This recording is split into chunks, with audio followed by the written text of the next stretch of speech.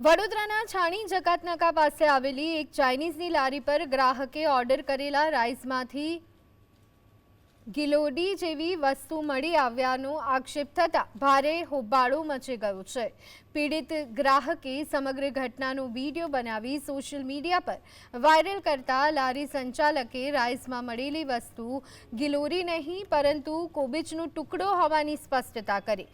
જો કે આ ઘટનાના વિડીયો બાદ લારીઓ પર મળતા ખાદ્ય પદાર્થોની ગુણવત્તા, સ્વચ્છતા અને નાગરિકોના આરોગ્ય સાથે થઈ રહેલા ચેડા અંગે સ્થાનિકોમાં ગંભીર સવાલો ઊભા થયા છે। લારીઓ પર પીરસાતી અસ્વચ્છ વાનગીઓને લઈ અને પ્રજાના સ્વાસ્થ્ય સાથે ખુલ્લેઆમ રમતો ખાઈ રહેલા તત્વો સામે આરોગ્ય વિભાગની ઢીલી કામગીરીના પગલે લોકોમાં ભારે રોષ જોવા મળી રહ્યો છે।